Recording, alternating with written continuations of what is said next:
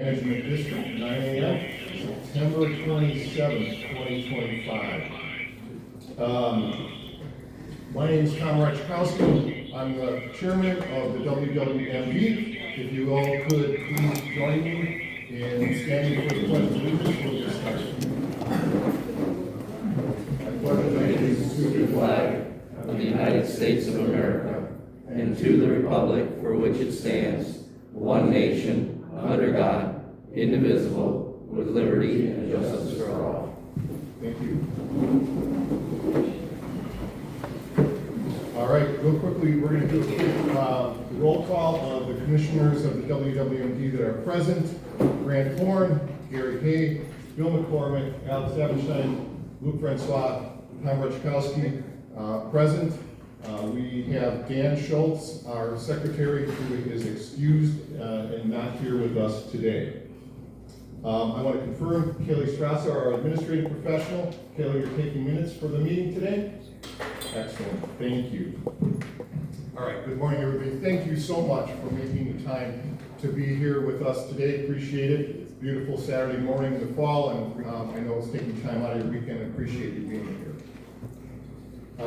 To get going, I want to ground everybody in the words that drive what we do all throughout the year. The mission statement of the WWMD: to develop, improve, and maintain the Waterford waterway, its fisheries, watershed, and boundaries, while maintaining a high-quality living experience for its residents.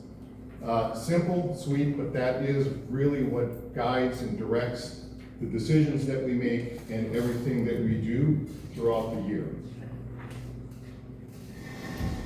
Quick run through on the agenda. A couple things. The official legal purpose of this meeting is twofold. One, it is to obtain feedback and approve our budget for next year. And two, it is to elect commissioners for any openings that are coming open. That is the core purpose and mission of this meeting. Now, we wrap a lot of other things around that. We also use this meeting as an opportunity to report back to our riparian community the things that we've done over the last year. Everyone should have a full understanding as best as possible of what this board and what this group is doing on your behalf. So we will spend time today before we get to approval of the budget and election of the commissioner opening that we have, spending time getting you all connected and brought up to speed on what we do and what we have done and what we plan on doing for next year. We also are going to use today as an opportunity to provide a report on the Waterford Police Department boat patrol and its activities and water presence on the water this year, and a little bit more about what we're doing with the PD and the boat patrol going forward. You all will have the opportunity to provide input and voice input and questions on the budget when we get to that point in the meeting. I will also give you all an opportunity to ask questions or make comments about anything else relative to the WWMD at the end of the meeting.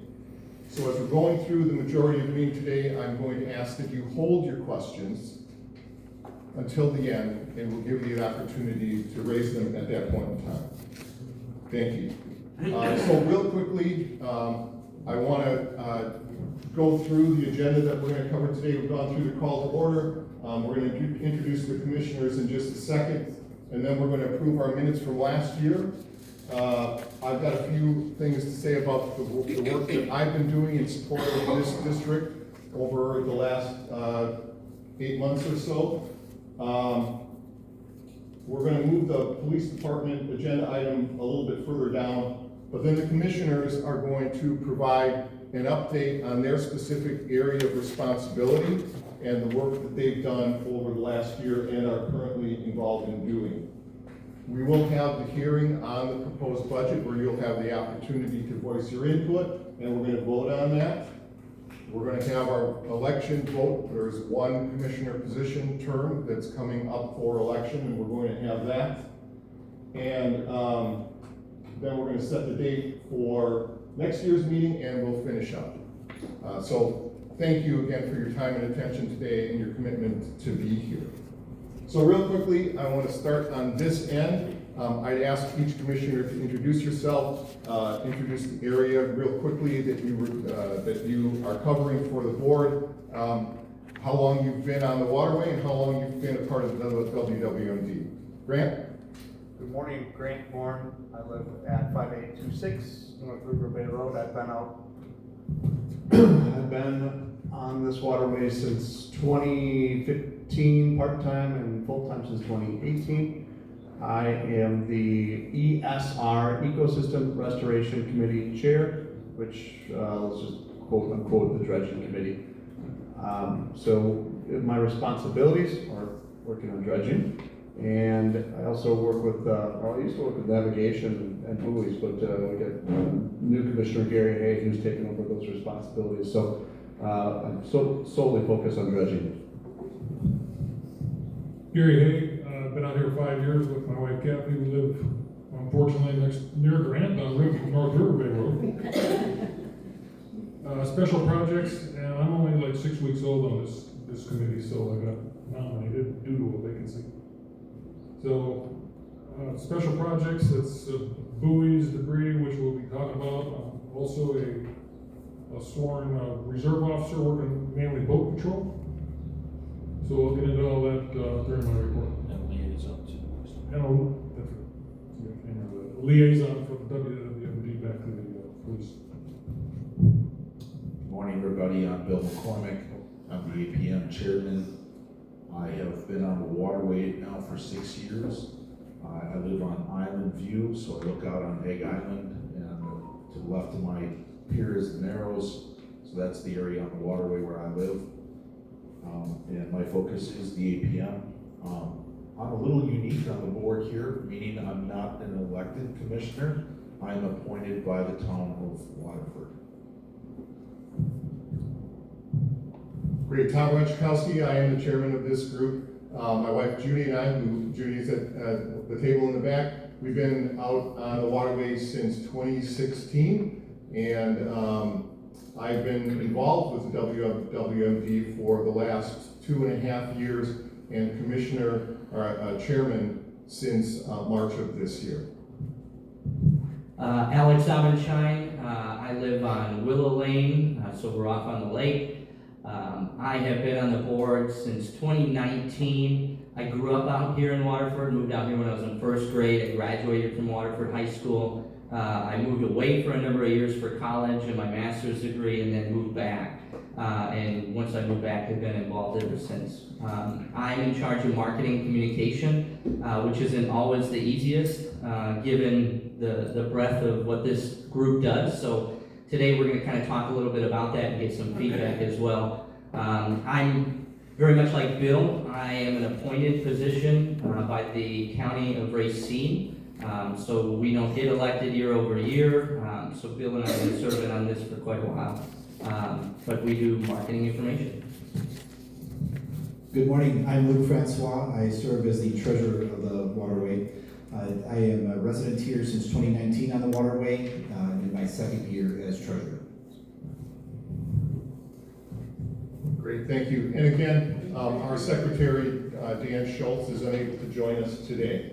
Before we move on, one thing, I know a number of you know this, but it is important to point out.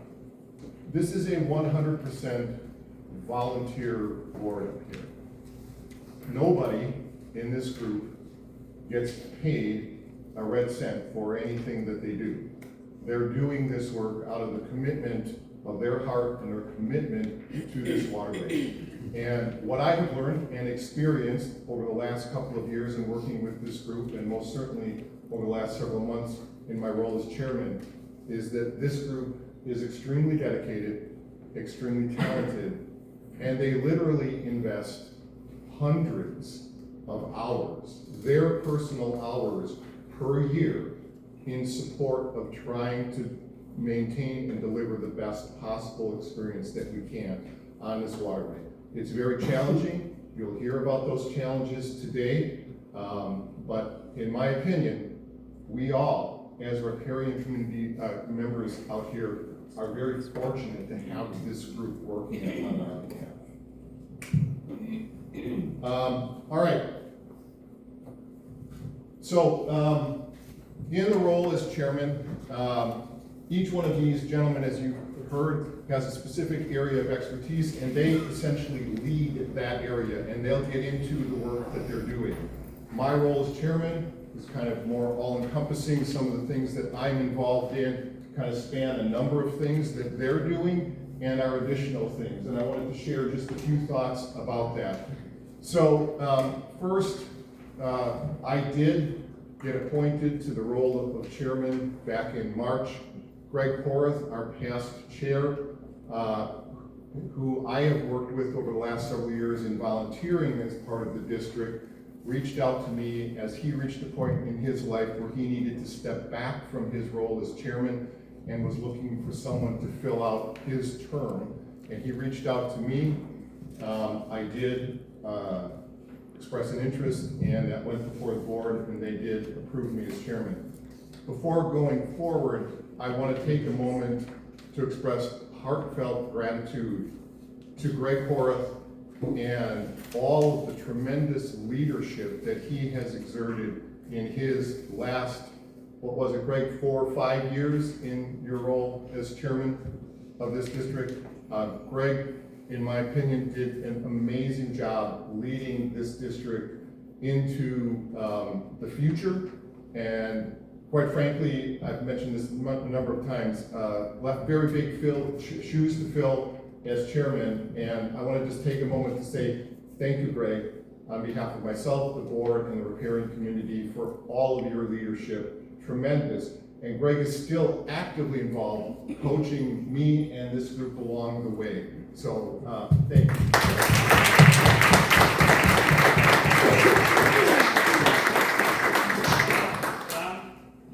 Sorry, if I could do one more piece of coaching before we move on. Coaching is always welcome, Greg. We have the opportunity, before we get into the reports, to approve the meeting minutes from last year. So Yes. I want to go ahead and take care of that one, and then we can move forward. Absolutely, we will do that right now. Thank you so much. Thank you. All right, so, I did miss that, and Greg, I appreciate that coaching. So one of the orders of business on the agenda is we need to approve the annual meeting minutes from last year's meeting. You all got a copy of that in your packet as you joined. I'm looking for a motion from the floor to approve those minutes. So moved. Can I get a second? Second? All in favor of approving last year's minutes? Aye. Those opposed? All right, minutes are approved. Kelly, can you capture the names of the motion and the second, please? Second, Paul Byron. Great, thank you. All right, thank you, Greg, appreciate that. All right, so, as I joined this group back in March, one of the things that was ever present in the front of my mind was the bigger picture of things that were happening with our town and our community overall, specifically related to the police department and the level of change and things that were going on there. And first and foremost, with strong questions around how was that going to impact safety and law enforcement on our waterway in the upcoming season. So I did reach out to the WPD and looked to engage them to understand what was the boat patrol going to look like for this year, how was it going to function, where were they at in staffing it to the level that it needed to be staffed. So that really brought to light an opportunity for us as a district to work more closely with the WPD and the town of Waterford on a regular basis. So I began monthly meetings with Officer in Charge Mike May, as well as Town Board Supervisor Andrew Handelin, who serves as the Town Board Liaison to the WPD, specifically talking about boat patrol matters, understanding where the boat patrol was at and what was being done to make sure that we have the best possible boat patrol that we can have on the waterway. Clearly, there were challenges. Clearly, there's work in progress to be done there. Gary is going to report out on that in a little bit more detail later in this meeting. But that dialogue that's opened up with the WPD and the WWMD and the town has been very instrumental in getting us at a voice at the table to ensure that the sentiments and the needs and the opinions and views of you all, the riparian community, are effectively brought to the table as part of those conversations. And the importance of a vibrant, effective boat patrol on this waterway are continually being reinforced with the police department. And I can tell you that that is now carrying forward with new Police Chief Tim O'Neill, and he has expressed a strong interest in ensuring the water patrol that we all expect going forward. So that is a work in progress, but it's something that we are actively working on. A couple of other things that I was involved in doing. One thing that was a piece of like unfinished business as I took the reins here was that the district was working on building a grant history. Funding for our work has come in the form of grants, which we have applied for and in many cases won over the years. So we wanted to build a history of what that grant those grant awards looked like. And we did that going all the way back to the inception of this district back in 2003. I have a limited number of copies of that if anyone's interested in taking a look at it. But the punchline of that is, it might be notable for you to understand that since this district was put in place, it has been awarded over $475,000 in grant money, over $371,000 just in the last 6 years. Most of that grant money has been applied to two main things. One, aquatic plant management and ensuring that we can be as effective as we can be with that. And two is really the development of our lake management plan and updates to the lake management plan. There have been other uses of that, but it is important that in addition to all of the contributions that we make to keep this district active, this board is actively working to pursue and get grant money to help fund the things that we do. A couple other things, just notable. We had been struggling as a group with our bill payment capability that we were getting and our experience through our bank. Luke took the lead and I worked with him to make a pivot to a full ACH payment processing system using QuickBooks, and the efficiency gains and how that smoothed operations for Luke and Kaylee and our ability to promptly pay our bills was significant. So that was important and eliminated a real headache for us that we were experiencing.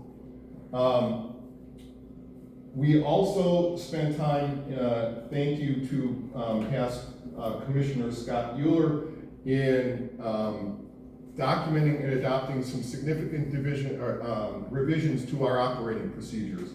Two specific documents, and you're welcome to come up and take a look at these. These guide how this group actually conducts its meetings, its monthly meetings, and its annual meeting, and the other things that we do in communicating to our constituency in terms of notices and so forth, documented, aligned with state law and best practices for meeting management. Important for, as this body continues to change over time, that there is clear guidance in how to keep the vibrancy of this group running into the future. So you're welcome to take a look at that. Bill will talk more about this, but one of our significant challenges this year was, some of you may know this, but middle of the summer, we lost our weed offloading location. And that was a significant scramble and effort on the part of myself, Bill, and others, Alex, to try to find alternatives to offload weeds. And Bill will talk more about how we did that and where that ended up. The other thing that was unplanned was what happened in August. With all the rain that we got and the high water / flooding event that happened on the waterway and our response to that. This board, myself, partnered with Tim Seklinski as town chair, Adam Jaski as village president, to form a leadership coalition in responding to that high water event. And some of you saw the communications that resulted from that, the decisions that we made with respect to slow no wake restrictions, which were controversial at first, but then as time went on, I think people understood the value in doing that. The subsequent response that Gary will talk about more in terms of debris removal, water safety testing, and other work that went on. There's a very strong partnership that was built between the WWMD, the town, and the village to work together in response to that event. And I think we weathered the storm there, so to speak, but nobody expected that that was going to happen. And I think we're better positioned for the future if a similar event does happen. Another unplanned event was, I mentioned Scott. Scott, thank you for being here today. Scott did reach out to me. He was commissioner on this group responsible for special projects and legislative area of responsibility. Scott had a tough decision to make early in June that he needed to step back from his position and we needed to fill a commissioner position. So I want to first and foremost say, Scott, thank you for your tremendous service to this group and all the expertise that you brought. Your coaching, your guidance, and your input has been invaluable over the years, and I just wanted to acknowledge and thank you.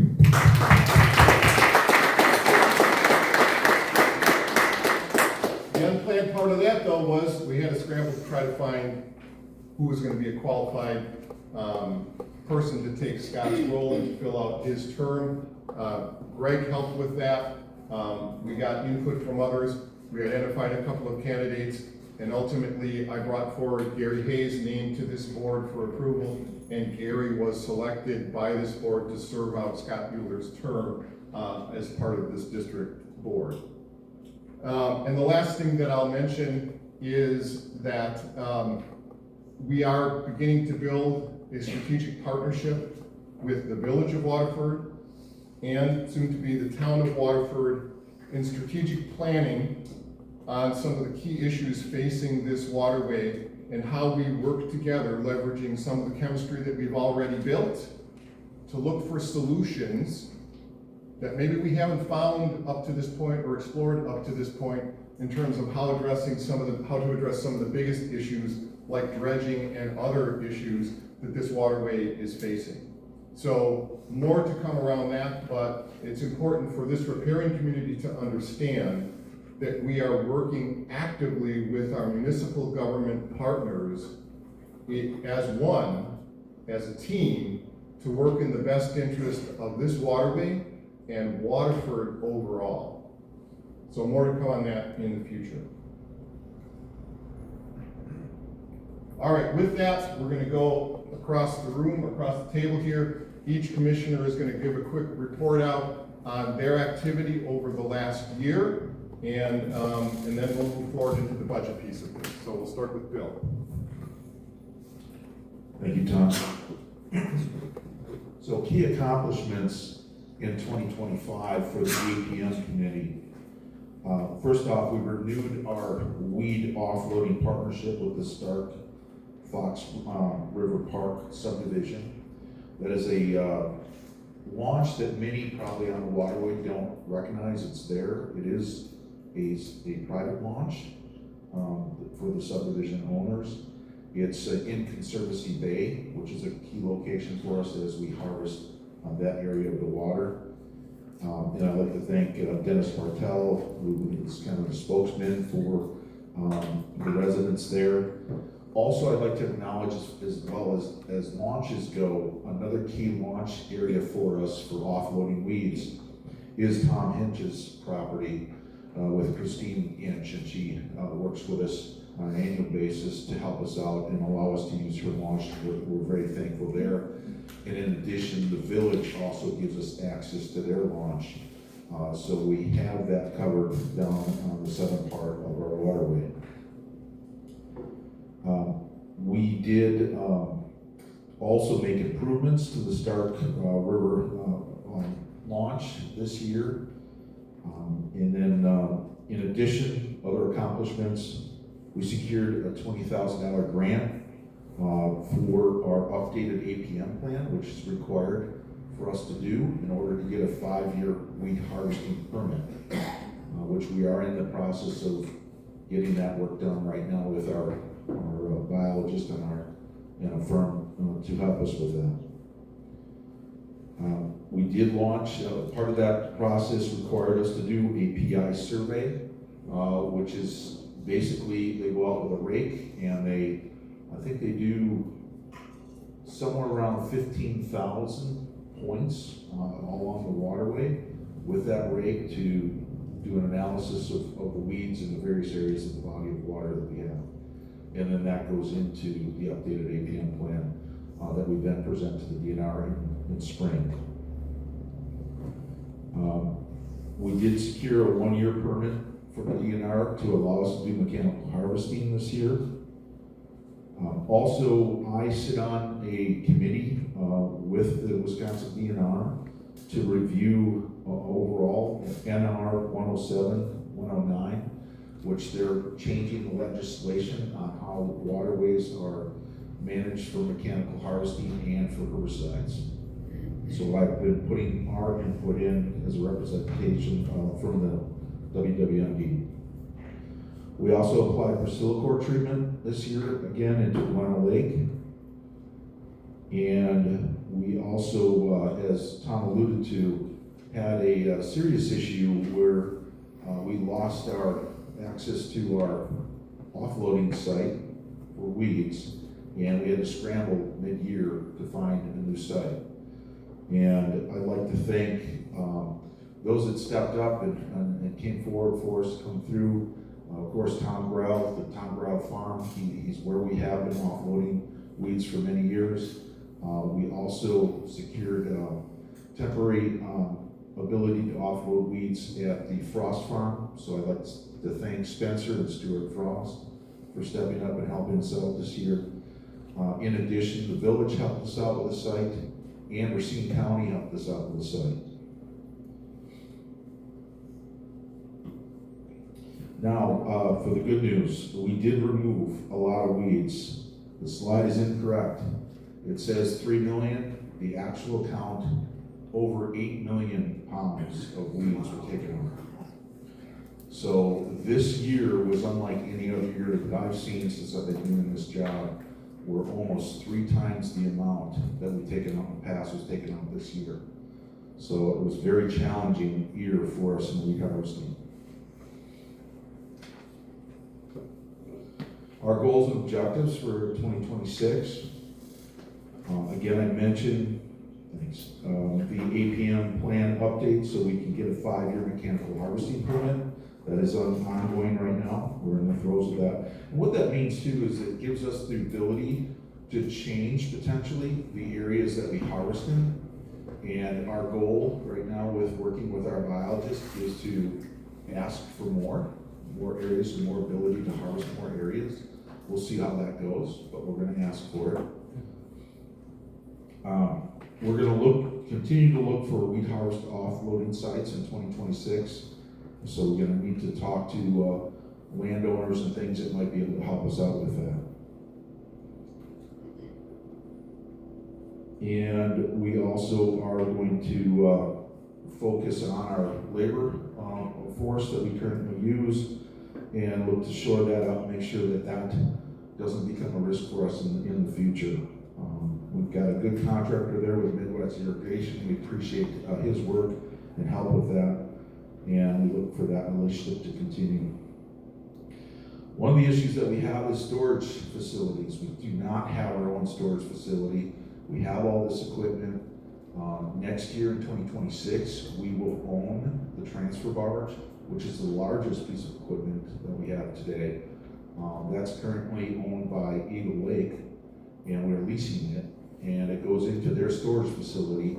And I've already talked to them, and they are not able to support us for next year for storage. So we are going to have to deal with that issue going forward. And we're also looking at how can we automate some of our logging and tracking for chemical harvesting and reporting to the DNR. So risks and issues that we have going forward. The equipment is harvesting equipment. You could imagine 8 million pounds of weeds. That equipment takes a beating literally every day. And we do our best, we do daily maintenance on that equipment to keep it up. But things break. And we are supported by local manufacturers that build this equipment. And they do respond often quickly for us, and they do help us out a great deal. But as Tom alluded to too, as volunteers, some of this, our time is extensive at times in managing this operation. And there's a lot of times I get a call from the guys and say, hey, this harvester is down.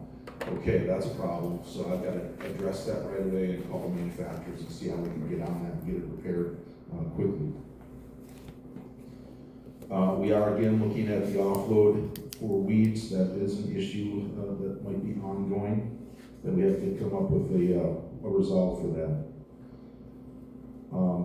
We're looking into the regulatory restrictions on harvesting with our permit and things, so that will be a focus for us going into next year. The limited boat launch sites is still an issue. I wish there were more boat launch sites. We would have a much more efficient operation if we had that. It can take up to 45 minutes once weeds are offloaded onto the transfer barge for the transfer barge to then reach a launch and then come back to the harvesters. So it's not a super efficient operation. If you look at other lakes in the area like Little Muskego, there are lots of offload sites that they have around their waterway, and they can become much more efficient than we are. So that's something we're looking to hopefully improve upon in the future. One thing I can tell you that we learned this year is weed matting combined with rainfall and combined with high temperatures can lead to fish killing. I had to jump into action very quickly when I got notification in midsummer that there was a fish kill that occurred in the north end of Buena Lake. And within hours, literally hours, I had our biologist out on the water. He did an assessment and analysis. He did an oxygen level reading with his equipment and realized and recognized that we had a problem with dissolved oxygen and the levels were not sustainable for fish. I then talked to the Wisconsin DNR that same day. I gave them a report from the biologist, and I got approval to harvest in areas on Buena that we were not able to harvest before. So basically what we did is we went through the entire area as much as we could, and we skimmed and took the top layers of the lily pads and the weeds off, so we can open that up and get more oxygen going into that part of our waterway to save the rest of the fish that were in that area. Again, I mentioned storage facilities is an issue going forward. We're going to be looking at that and talking more about that as a board. Thank you.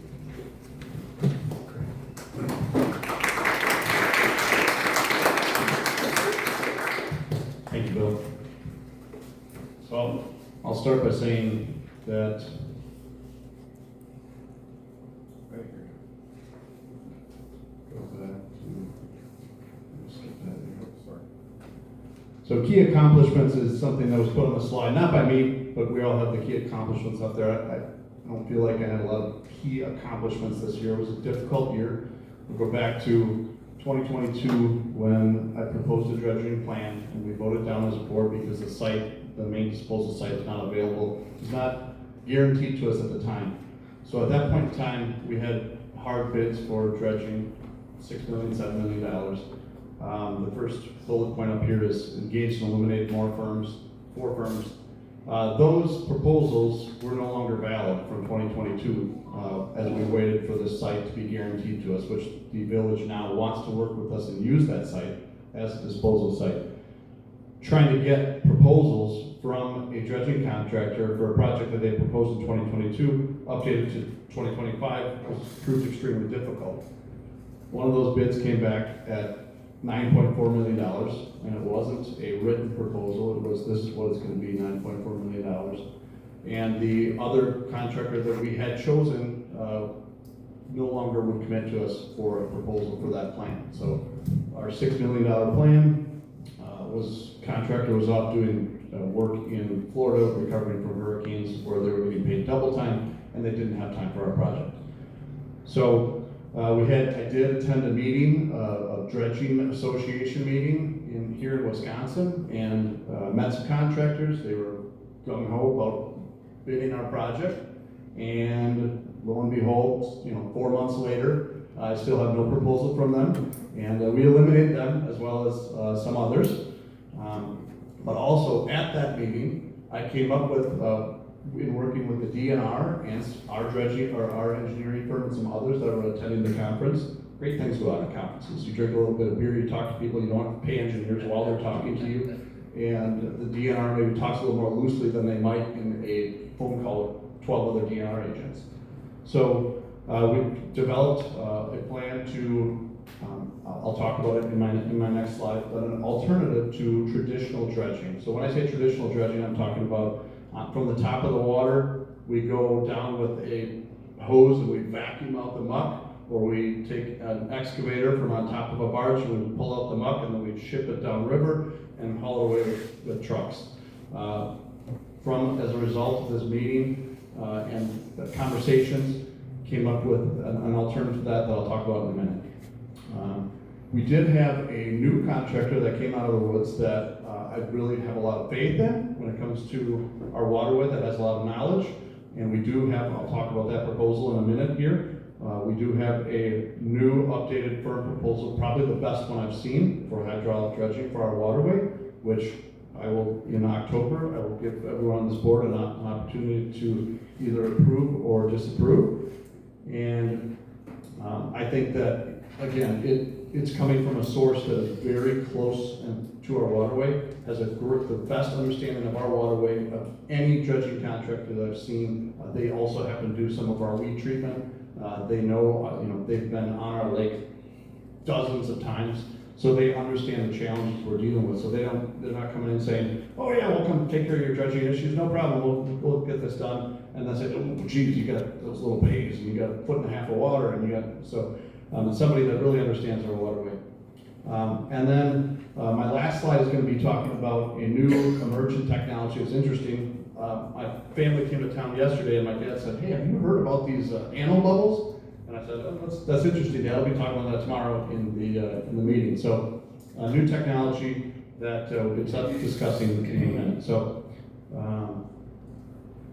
hydraulic dredging. Again, this is from the top of the water.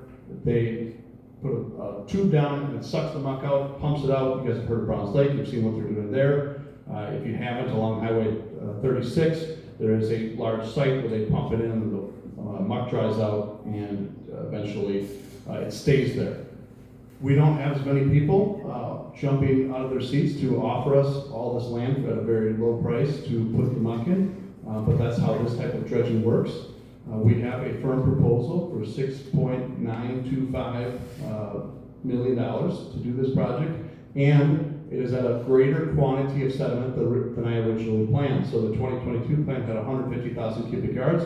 This plan is 189,000 cubic yards, and it's still at $7 million, utilizing 2 nearby sites where we would go with that sediment. The plan I like better, and I want you all to, when I show this slide, and the word drawdown, I want you to clear your minds of what your preconceptions are of drawdown, okay? I'm not talking about drawing the river down, letting the sediment compact, and hope that it kills up the weeds and that the bottom gets harder and deeper.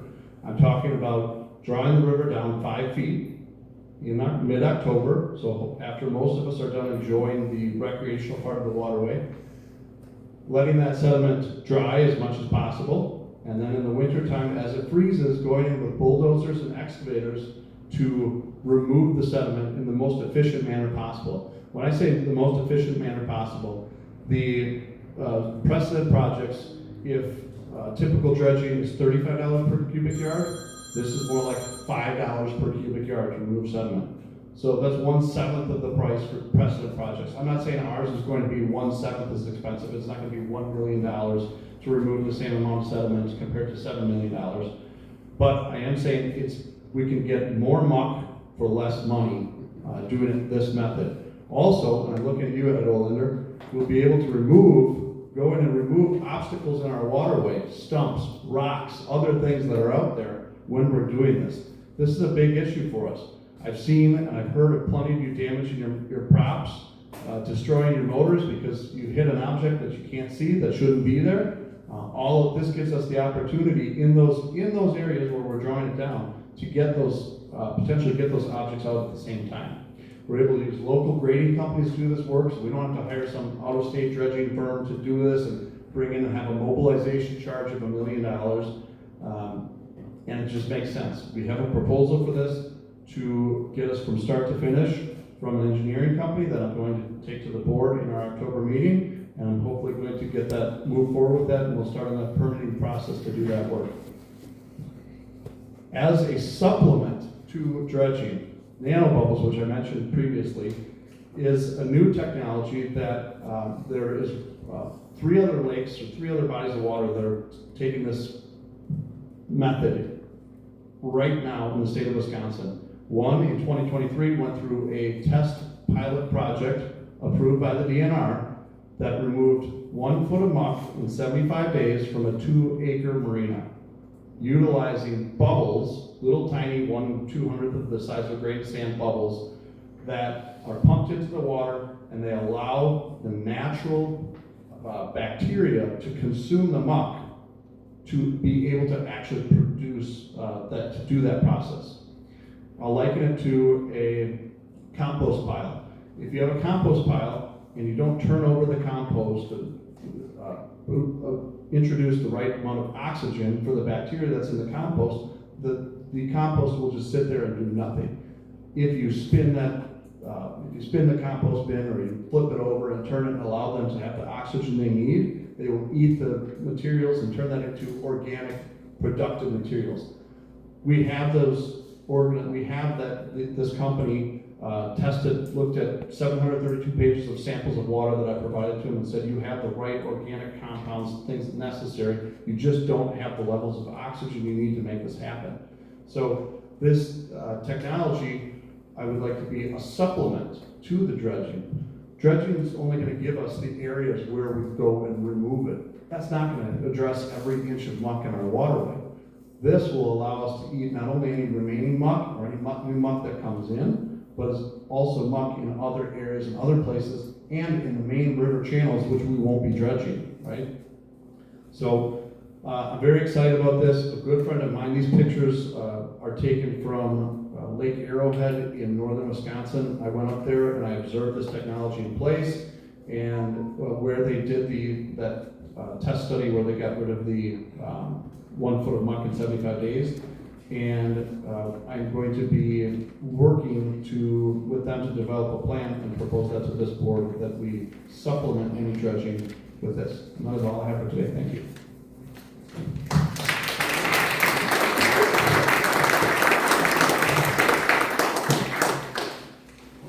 All right, so we're about halfway through, and you've already heard a ton of information, right? Projects, things that we're working on.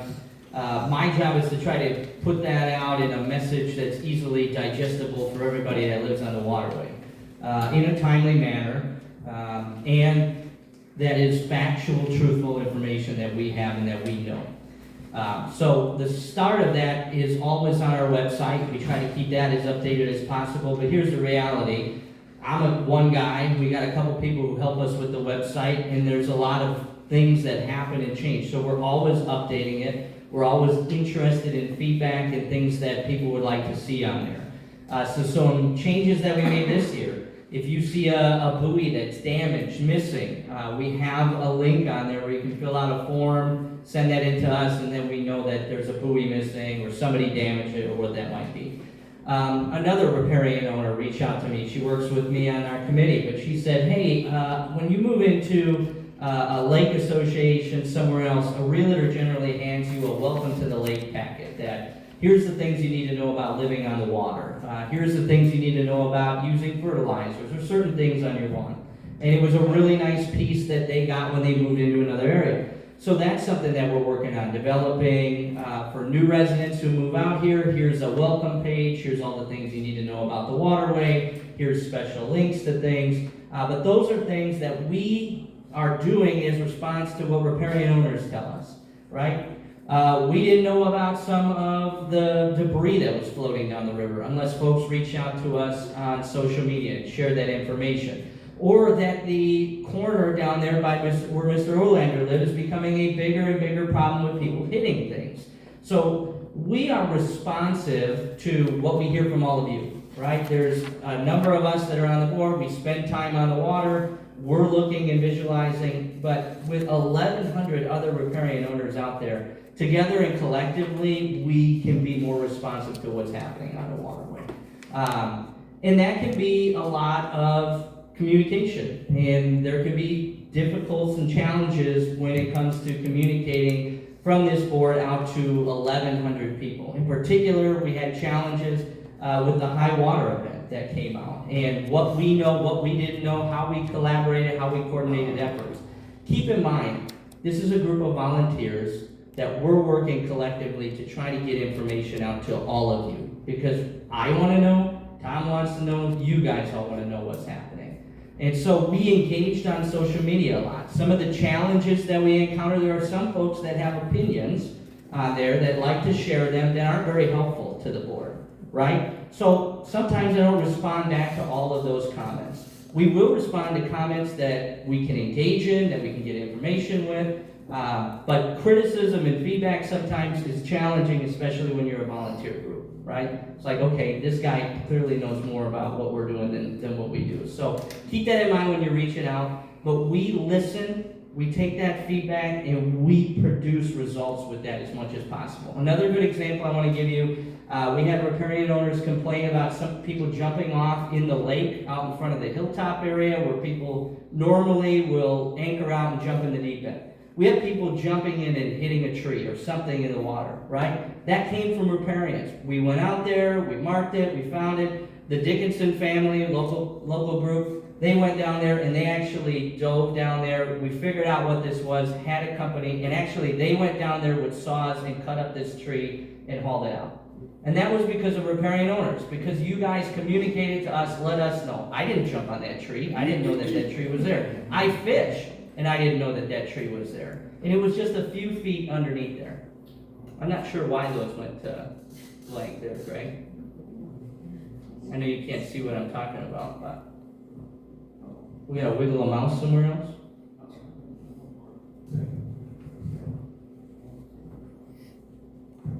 Well, I'll just keep blabbering while we get this figured out. Couple other things that we do, we manage the email list. So one of the ways that we communicate is through email. If you haven't signed up for the email list, you can do that today. Just come up to me afterwards, we'll get your email there. Or go to our website and you'll be there for about 2 seconds before a pop-up shows up to say sign up for the newsletter. But that is one of our main methods of communication. And then we had some discussions around social media this year. Should we use it? Should we not use it? Just based on some of the feedback that we got from some riparians. And look, here's the reality. Social media still is our most effective tool to communicate with folks. I know there are some in this room that don't use it, right? And so we have the email communication we try to use. But social media still is one of the most effective tools that we have out there. During the high water event, that was the way that we were able to get the message out most effectively across a number of different channels. The other thing that we produce is the boating ordinance summary guide, which Gary has in front of you, or him. These you can find at any of the boat launches. They're there. You can find it at the village hall and the town hall. This has the ordinances as set by the town, as well as a lake map in here. Okay? This is good for some of those people who keep hitting stuff. Follow the maps, follow the main channels and the markers. That's why we do all that stuff. Okay? If you wander outside of it, you could hit something because it's a river and a waterway system.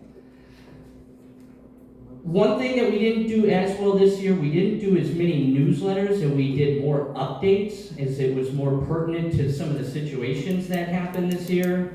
Saying we had some fish kills, we had some high water events. It was more important for us to get the updates rather than here's a summer update of a variety of things we did. So I think we're going to stick with more of that, just on the update side, and still looking for different stories and things that happen on the waterway. Share those with us.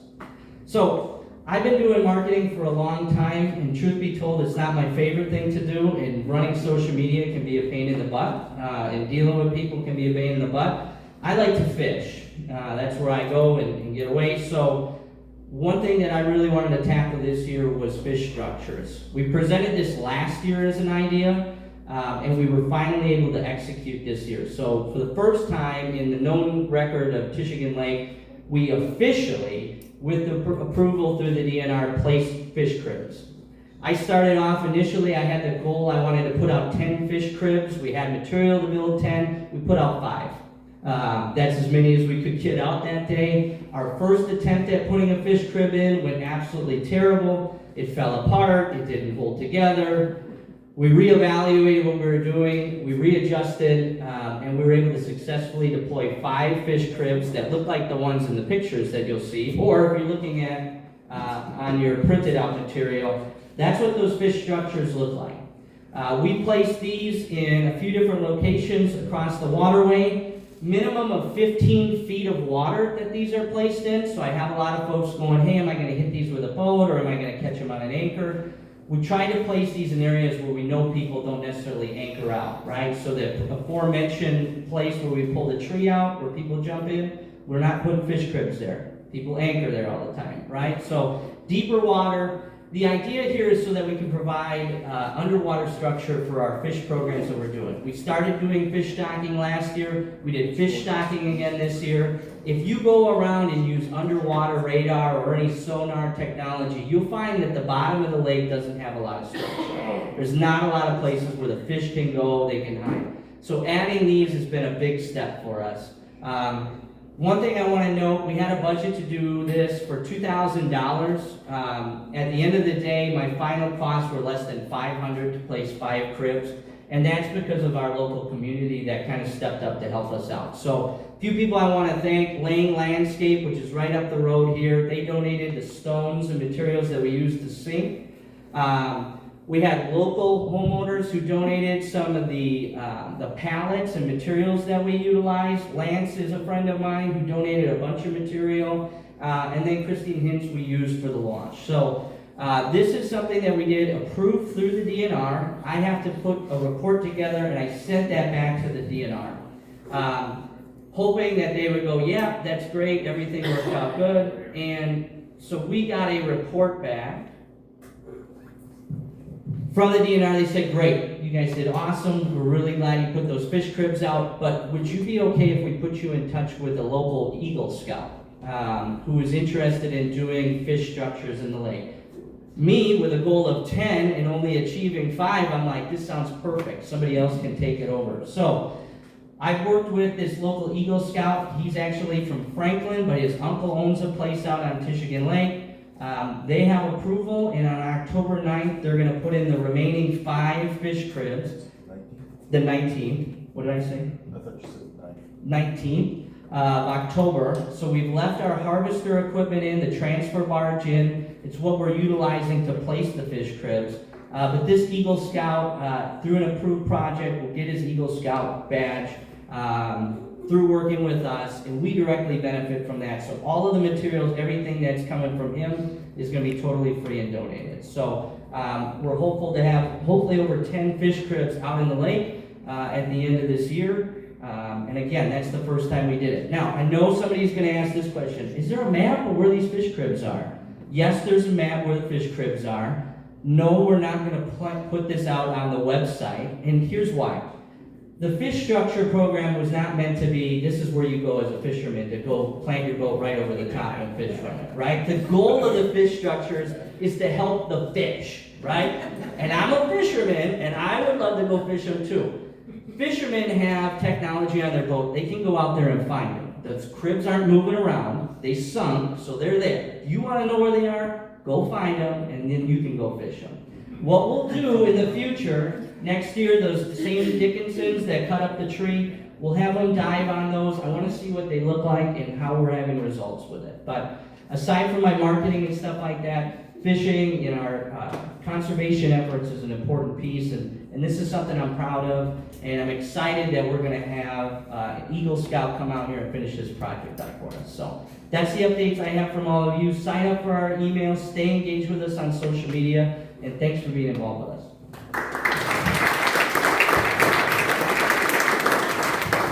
All right, I'm going to stand in for Dan Schultz. And by the way, thank you for dealing with us as we no great presentation would happen without enough technical glitches to manage through the way. But you know what? This group has done an amazing job responding to the unplanned all year long, and we continue to do that here. So if Dan were here, what he would report on are a couple of things. One is, I had mentioned the grants that we received earlier in my remarks. One of the grants that was received a couple of years and awarded to this body was a grant to support the development of a new pier at the boat launch in the village, partnership between WWMD and the village to build a new boaters access pier. That work is moving forward. There were some delays over the course of the last couple of years in terms of getting an acceptable bid. That really was in the hands of the village to work with contractors to get an acceptable bid, but they have that now. We're cost sharing this with the village. The grant that we received in the amount of $16,800 will be committed to that work, and we should see construction of that beginning here later this year. The other thing that this board has been doing for the last couple of years was in response to the Waukesha water diversion effort that went online 2 years ago in October when Waukesha stopped delivering, I don't know how many millions of gallons of water today into the waterway, treated water, as they went online to their new water system, taking water from Lake Michigan and moving it back there. We were concerned, Greg, in his leadership of this body, was concerned in terms of the potential impact that loss of water happening upstream might mean to our water levels here in our waterway. So we put in place a program to, on a monthly basis, measure precipitation, rainfall and snowfall amount, as well as dam gauge height at the Waterford Dam, to track whether or not we were seeing any appreciable differences in water levels on this waterway that might possibly at some point be correlated back to what was happening upstream in Waukesha. Well, we've tracked actively for the last 2 years, 2 years worth of data. We built 3 or 4 years of history prior to that. So we have 5 or 6 years worth of monthly history of precipitation as well as dam gauge height that we have now been tracking and we have online. And to the best of our ability in observing what we have in terms of data, we are seeing no appreciable major differences in water level heights on our waterway that are different from what we might have seen in years prior before the Waukesha water diversion work happened. So that's good news. It's valuable data to have as we continue to move in the future. We are going to discontinue our monthly tracking after this month here and have the history that we've built. We will continue to observe it. Obviously, if we see anything different, but that is something that we are bringing in for a landing here. And but it was important work to make sure that if there were going to be any anomalies, we were going to see them.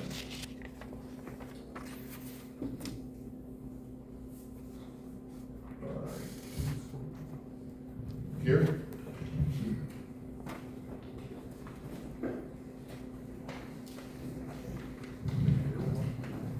What's that? Yeah.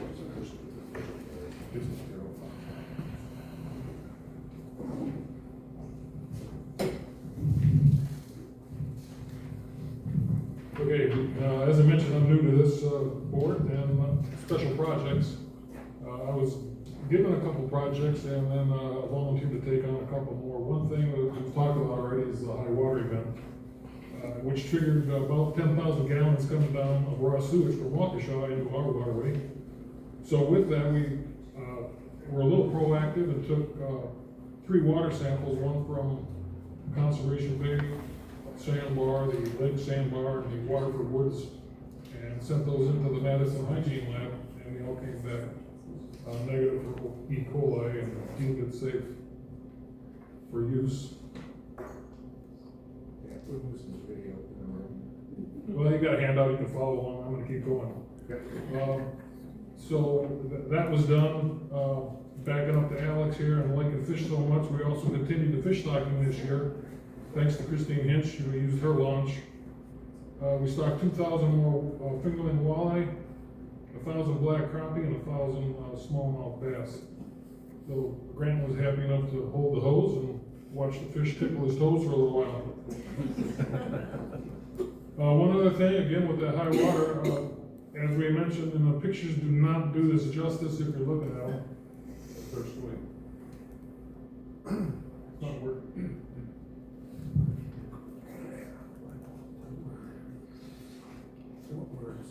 Anyway, I'm gonna keep going, it's on the slides. Again, thanks to the town, the WWMD here, and the village for partnering on this and sharing costs for this cleanup, which we anticipated 1 barge of debris, turned out to be 5. And these barge loads were just stacked high, this debris, which some reported, and we cruised around and looked for a lot. You know, you look like a piece of stick sticking up, and you pull it out, it's like an iceberg. There's 80% more under the water. So we pulled out anything that was loose, anything that we thought was dislodged, and there is still some remaining, but it was either too shallow or it still hooked to the shore. So we couldn't get all that, but we went all the way from the DNR launch, all the way down to Elm Island. We've got quite a bit of stuff. So making end result of that, we feel that the waterway is much safer than it was prior to this. Buoys. The previous lights that were out there were old. They were donated, which was appreciated, but they were becoming inadequate. They had motion sensors on them, which really didn't work very well, so I decided to let's try some new ones. Currently, there are 3 types of lights out there. A cheaper, as they're shown in the top one there is a cheaper one. It's a throwaway thing. They're also a charge. That one's 4-sided. And the goal of this is to make the waterway safer at night. There's quite a bit of traffic out there. The middle one is, I'll say medium cost at $250, but it's taller, it's 360 degrees, and it's marine grade, and it's programmable with replaceable batteries with a shelf life of roughly 5 years. The lower one there, that's really expensive at $450 a piece. And in my opinion, and a couple others up here, it's not as visible for that kind of money, and I don't think that one's worth the money. But it is out there. There's 2 of them. There's 2 of the yellow bottom ones, and there's 20 of that top brand, all the way from the DNR launch, all the way down the docks. So we're gonna be making a decision on that here, probably next month, on which one to go with, or maybe a combination of two. Again, in the, trying to make the waterway safer at night. There is some concerns and risks with that. There's been a lot of damage, not only to buoys, but to the lights. So that's what we're gonna have to talk about, is we wanna risk a more expensive light and a better lighting compared to a cheaper replaceable throwaway light after a couple of years. Moving on to buoys. The buoys, there's a process for buoys, and it's not just calling up and say, hey, I want a buoy placed out here. It doesn't work that way. These things, you have to fill out an application for the DNR. It has to be approved by the local police. Goes back to the DNR for approval, including pictures, aerial views, distance from shores, piers, and GPS coordinates. So it's a process, which we're gonna try to clean up. We did get one approved, and back to the high water event on the corner of west of Elm Island Bay, there was a tree there.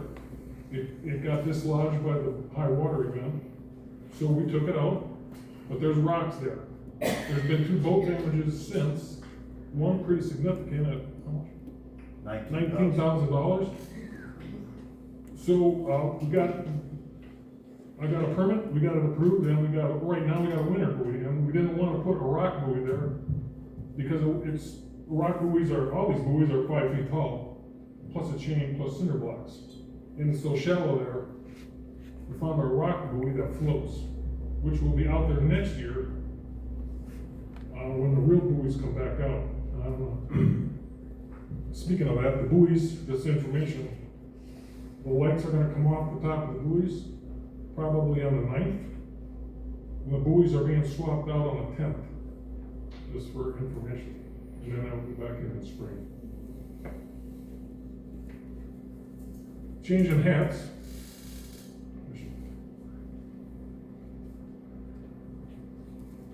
Because I'm a liaison with the police department and I work on the boat patrol now with Linda, the main officer, and we know the challenges already with the police department. They're increasing staffing, but I spent a lot of time out there with her on patrols.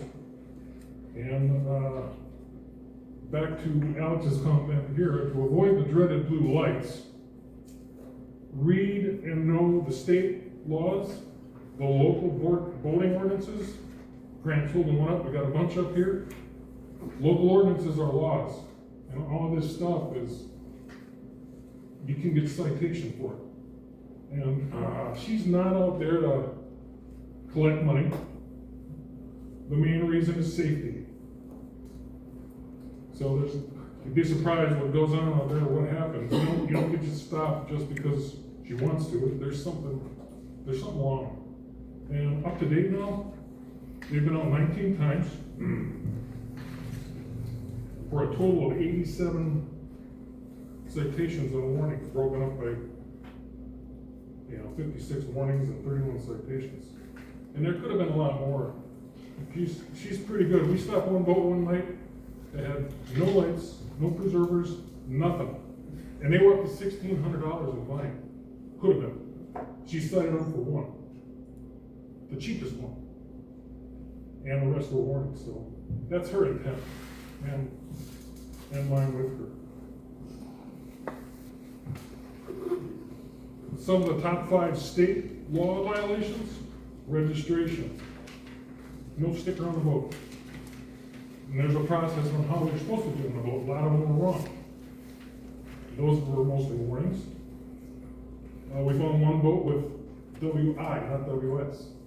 Just like the letter says, WS. You get instructions on how to put this stuff on. Get them on there. There's a lot of boats this year that, oh, I got my sticker, I forgot to put it on. Know what you need to do before you go boating is the main. Lighting. After sunset, at sunset. The biggest thing, number one reason, is either the red and greens weren't working, or the 360 light that 80% of the people have sticking straight out the back. That's not legal. It's got to be up, visible 360. Jet skis. Biggest egregious most stop was distances of jet skis from other boats or each other. That rule applies to the lake, only the lake. That's what state legislatures say. On a river, if it's a dangerous act, when she thinks it's too close, she'll stop. What else? Required life jackets. The required number. The flotation device, the throwable, that's got to be out and accessible, not stuck, under a seat, or not having enough life jackets. We had one boat that didn't have any. So when she does stop you, it's going to lead to a full safety check too, which should be looking at batteries, registration cards, boating certificates. Local ordinances, again, they're laws. The biggest stops were going too fast at sunset. Anybody know the speed sunset to 9? 15 miles. 15. After 9? You pass. The number of people being towed. And lines, the ordinance says, weekdays, 2 lines, 4 people. Weekends, holidays, 1 line, 2 people. And a lot of this is some local people, a lot of visitors. They don't read the ordinances. So it's a challenge. They're at the boat launches. They're at the boat launches. They're on the website with the QR code. Swimming too far from the boat. Yeah, okay. I know. I'm jumping around a little bit. Swimming too far from the boat. We've had a few of those. Slow no wake coming up from docks or from the village launch. That's no wake. North of the bridge, all the way up to Waukesha is no wake.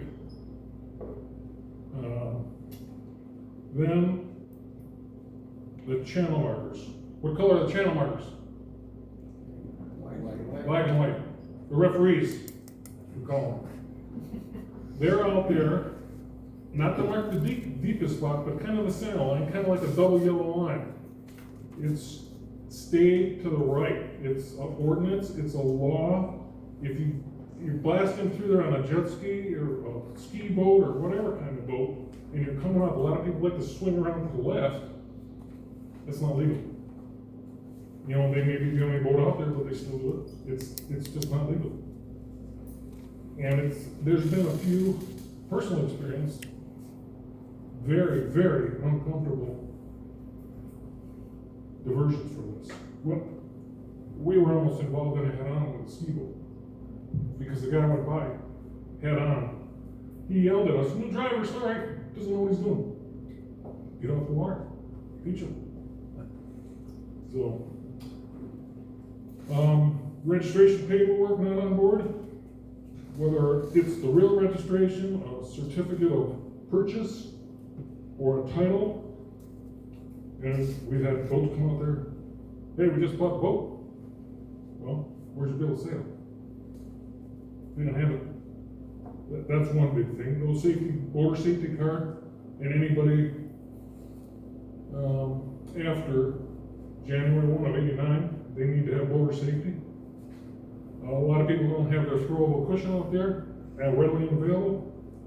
Fire extinguishers are expired 12 years now. That's a new law, including if it has a green gauge in the green, a pin, and less than 12 years old. All 3 of those have to apply.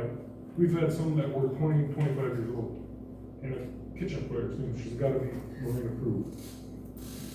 Again, on a flight that's like this, the horn's not working, battery terminal's not covered, That's a lot. Next slide. We talked about the channel markers. Again, Steve, all right. A good example, again, yesterday, 2 days ago, I was out with her. We were coming out of the lake, we were all the way down to Egg Island, one fishing boat from Illinois, no offense. We were next to the channel marker by Egg Island on the right.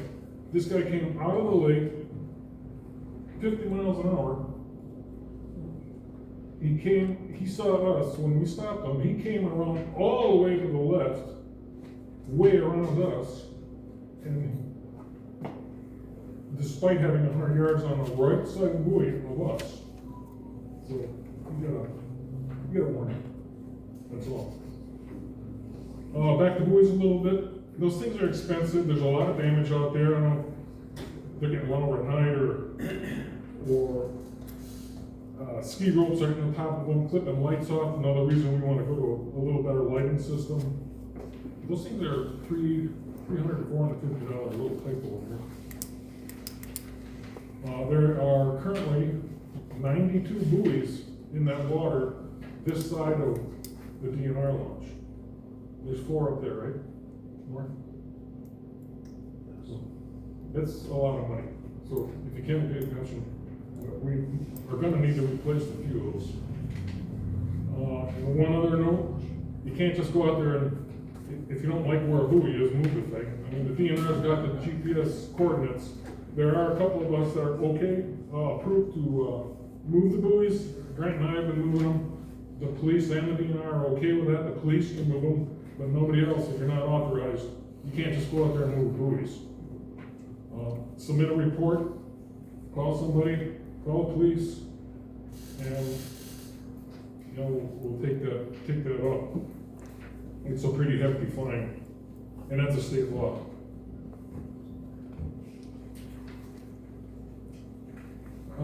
They wanted Linda in particular wanted me to mention that boater safety classes are available again in 2026. She's going to be teaching, I think, 2 or 3 classes here locally. There's a link down in your paperwork on how to get to that.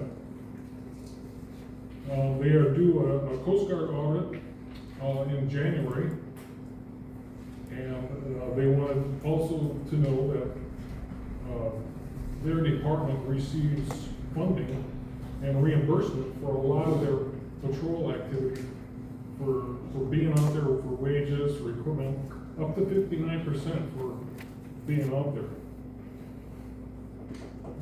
And they also work with other communities like Burlington and Vernon, Wind Lake, tapping into each other. So their initiatives for next year, the PD is continuing education. And if you're interested in having your boat checked, safety checked, you can just call the police department and they'd be happy to set something up for you. That's it.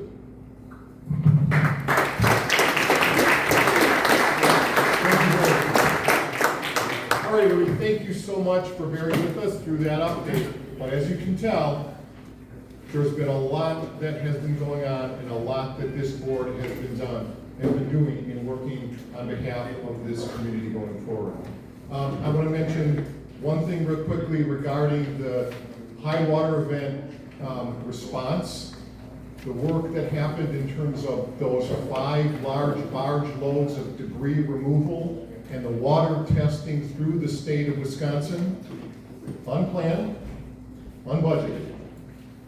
We responded and we did it.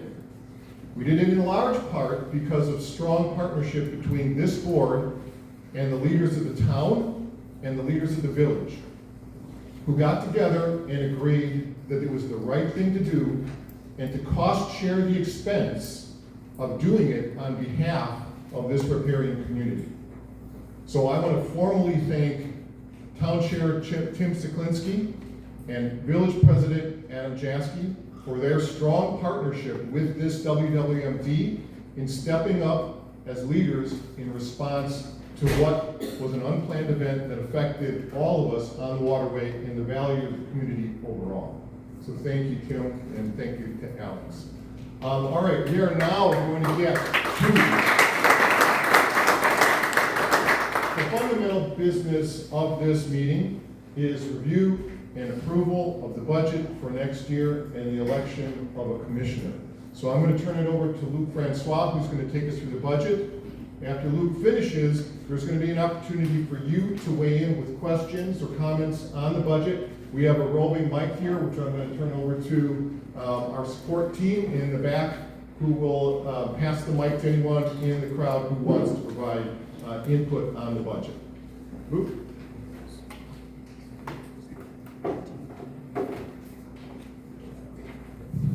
Thank you, everybody. Again, my name is Luke Francois. I serve as the treasurer of the Waterford Waterway Management District, but I'm also the business manager and superintendent at Waterford Union High School. So it's a pleasure to be here with my fellow riparians. Today I'm going to be referencing the WWMD spending and budget sheet, which is the second page in your loose papers. If you want to reference that and see an up-close version, I'll be walking through the budget ever so briefly, and then we will be, after the review of the budget, we'll be actually proposing a vote on the fiscal year 2026 budget. Before I begin, though, I just want to share and express my deep appreciation for two individuals that are here today. They are vital to the financial health of our organization. The first is assistant to the WWMD. She was introduced before. Kayla Strasser is over here to my right, on your left. Kayla is really indispensable. She does our record keeping things accurate. She does oversight a day-to-day of the financials. But most importantly, we now have a two-party check system so that every revenue, every expenditure entry is being double handled. So her diligence actually helps to make sure we have that fiscal transparency and responsible use of taxpayer dollars. So thank you, Kaylee. And then second is Margaret Sheptow. She's our past treasurer, and she sits here in the front row. She was the one that jumped up and is still troubleshooting for us when we have technology issues. She's helping out with back-end stuff. Her historical knowledge and ongoing guidance continues to offer a great perspective to our organization, and it helps us with our stewardship. So thank you, Margaret, for your continued support. Appreciate that.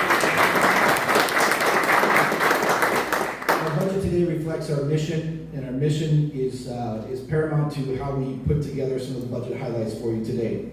So as we look at the first portion, the top portion of the budget, I'll walk through some of the highlights. The revenue is $414,725. That's primarily driven by $375 per parcel acre, per parcel. That's that special charge, that assessment that you get on your tax bill, which generates $370,875 annually. And then there's plus roughly about $16,800 that comes in anticipated grants, and there's $27,000 in interest and other income. Our planned expenditures matches our revenues at $414,725. The major allocations of our budget are $244,649 in aquatic plant management, $72,400 for our special projects, and $55,300 for ecosystem restoration, which is our dredging planning. If you look to the bottom, our cash position is strong. We remain in a very strong financial position. We closed our fiscal year 24 with $503,550 in cash, and we project the starting fiscal year 26 with an ending balance of about $578,569. So that's after including all of our funding 26 priorities. Let me give you a detailed breakdown of the budget, which is at the bottom. Again, I'll try to be brief, but to give you a clear picture of how does this district spend those dollars, here's a brief breakdown of the budget categories for fiscal year 2026. In aquatic plant management, that $244,649, that covers your weed harvesting and labor, the equipment, the herbicide treatments, the permits, the launch improvements, fuel for those equipment pieces, maintenance and storage, and the navigational treatments. The special projects, $72,400. What's included in that are funds for the downtown access to the pier. We have a cost share there. The fish stocking and habitat cribs that were mentioned, and the ongoing water quality testing and data tracking. The ecosystem restoration, which is our dredging line item, is $55,300. That supports engineering work, permitting, and the preliminary planning for long-term sediment removal. Under administration, $29,876. The next line item of prominence as far as what we spend our money on, that includes insurance, professional services, public safety coordination, office supplies, meeting expenses, and storage. The next on our item is marketing, information, and education. We have a $5,000 budget. That's what provides your newsletters, your printed mailings, your community outreach events, and website email communications. The finance that has a $7,500 budget item, that covers grant solicitation and any expenses that we might have for grant services. The contingency at $7,500, that's a reserve for unplanned needs and emergency things that come up. For instance, this year it was debris removal or equipment repairs. So these figures represent or commit to that transparent, targeted spending that directs support to the things that are most important to this organization, which is the health, the safety, and the enjoyment of the Waterford waterway. With that, I'm going to turn to this investment and what I consider an investment as being really fiscally sound. It's a good management plan, and it directly supports the health and safety and the enjoyment of our waterway. So as we go forward with this pay-as-we-go approach, we have a budget that preserves our reserves, but also takes care of our fiscal year 26 needs as well as unexpected needs. At this time, I welcome any questions that you have before we move to an agenda where we'll vote on the fiscal year 26 budget and the special charges. With respect to the dredging. Can you wait for the mic? Yeah. State your name and your address, please. Oh, sure. Thank you. Bill Cetera, Foxwood Condos. With respect to the dredging, the cost associated with dredging, is that anticipated to be covered by a grant, or is that a special assessment, or how do you expect to fund that? We have a number of sources, as Luke spoke about the $500,000 that we have in funds currently. That money has been accumulated over the years from money we haven't spent, so money that's been set aside. So we talked about the $55,000 this year for dredging that is going in. If we don't spend all that money, it goes into our surplus. So we have that money, but we're also, we work towards grants. There are some funds at the county level right now that are hopefully will still be available when we get to the time and we have a proposal with a plan.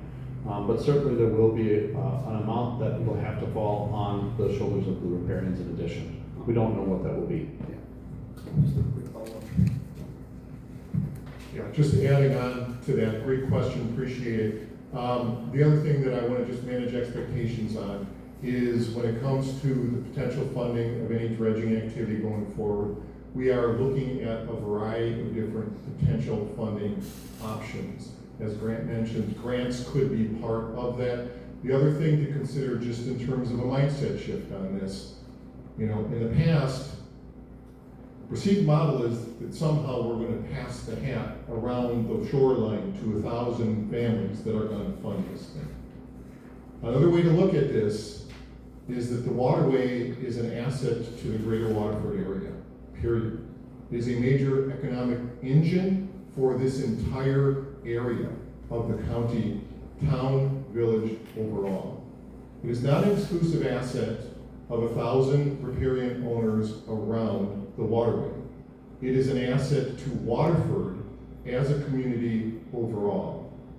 So there is work that needs to be done in addressing and maintaining the high quality of that asset to the community overall. It is not the problem of 1,000 families around Waterway. It is a problem to be solved by the Waterford community overall, and the Waterford community overall should band together to look for ways to solve that issue. That is another way to potentially look at this, and another way that we are looking at this in terms of developing options for the future, funding options for the future in terms of how we would address some of these significant things. So it's a great question, appreciate it. We're looking at a range of different options. Paul Bartle, 5517 Scenery Road. I see that the project for the bridge, for the pier has been approved and they're going ahead with it. But for transparency, I would like to see what is the amount of money that the WWMD ended up contributing to that project. Yeah, it is a prorated share, and in that budget, I have that broken out in a line item. I will get that answer to you before the end of the meeting. I just got to dig into the detailed budget for that piece. Okay, online question. The question came in, it was specific to the special charge line item. It would be, I'm assuming she's referencing D5 on the special charge. It indicates 510,000. Can you just speak to, we carry over 370 we collect every year. What is that 510 and how did you come to that? Thank you. There was a fund balance that was brought over from the previous bank, and that amount, in addition to the riparian assessment, coupled with special grants that came in, that's what totals it up. So there was a fund balance that shows as a one-time revenue as we switch from one bank to another, and that's what makes up the bulk of the difference between the 370 and the current 510. Luke, we have a question over here, please, or a comment. This has to do with the cost, associated cost to the aquatics program. The first question, I got a couple of them, but the first question I have is when we went ahead and bought all this equipment, trailers, etc., did anybody like normal corporate America does, do they look when there's capital equipment acquisitions, whether to buy or lease? Did we do a study on that? I'm going to throw a few out because they're all related. Number two, relative to where are we going to store this stuff and that, have you approached the village DPW or the town DPW as a potential, seeing as how we're all trying to work together? And a curiosity question, what happens to those weeds that are harvested? Do they go to a farm or something, recycle, or is that used as fertilizer? Curiosity question. All right, and now the other thing relative to the budget, and this is a follow-up to Mr. Byer's question relative to the pier. I was never for it. I thought that's a dangerous place to put a pier in front of a dam. You know, we've already had somebody sucked underneath there. And I would have been more for mooring to the right of the pier that's there now, where a lot of people park, etc., go to River Rhythms, etc., because that's a mess. And really, a pier, a launch pier, is not for mooring. Somebody comes in, ties the boat up, gets their trailer and truck, whatever, pulls it out, and away they go. It's not there to tie up and then go into the village and go shopping or any place else. So I was just against that. And secondly, relative to moving forward and all these options relative to bubbles and everything else, I've been following Burlington very close on Browns Lake and Echo Lake. Pretty impressed by it because 4 years they got to go ahead from the DNR, no annual dues, associations, etc. And like Mr. Machkowski mentioned, they got community involvement. So, and I think you guys know, some of you guys know that in the beginning, it was like, oh, the riparians are gonna pay for the dredging, the riparians are gonna pay for it. It's like, I don't think so.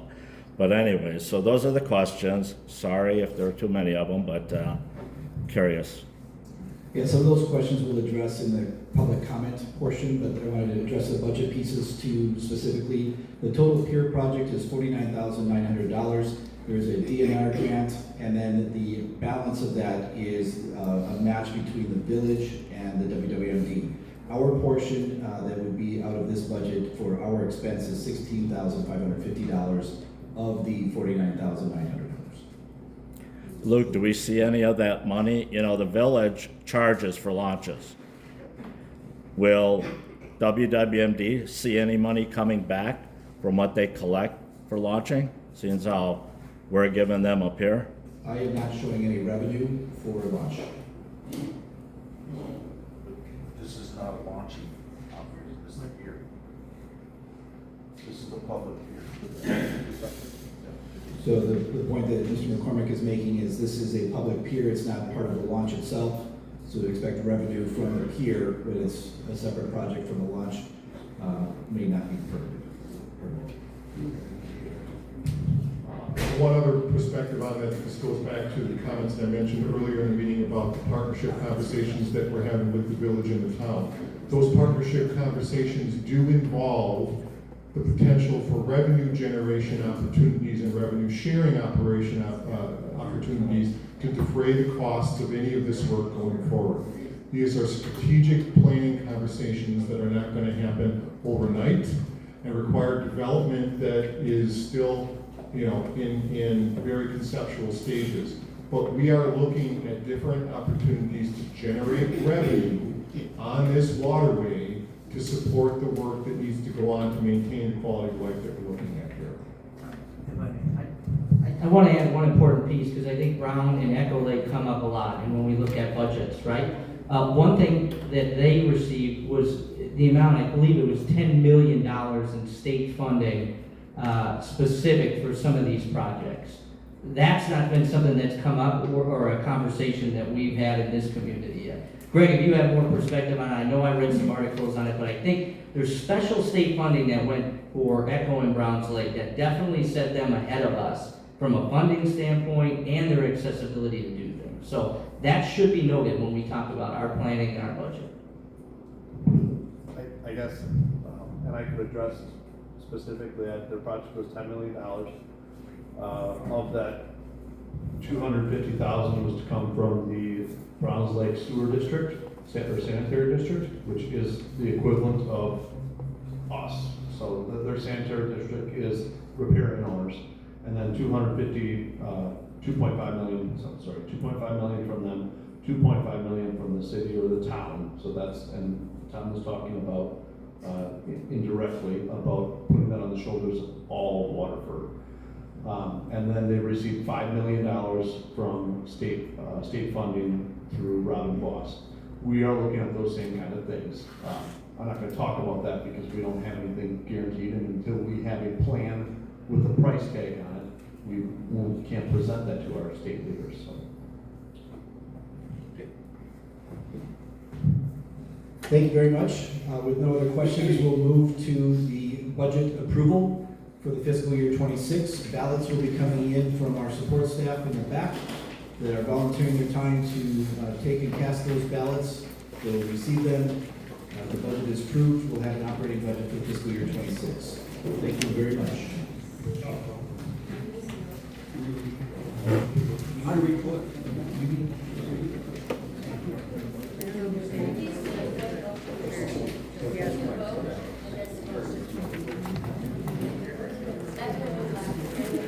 Okay. Last year's minutes reflected an approval of the fiscal year 26 budget to go forward with a vote. And so our minutes have reflected that might be the proper procedure, probably most likely. If I could have a motion to approve the fiscal year 26 budget as accepted, Mr. Schwartz. May I have a second? Thank you.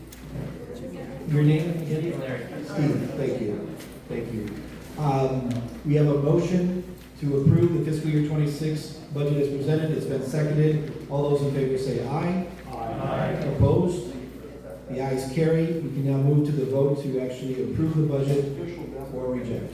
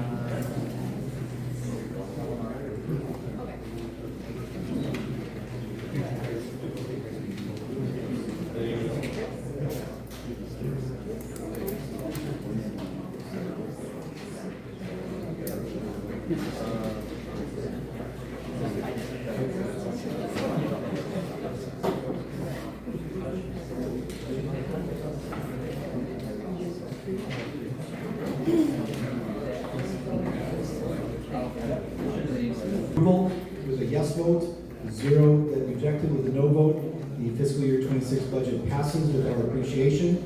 We look forward to serving you using that budget as our operating guide for the year to fulfill our mission. Thank you very much.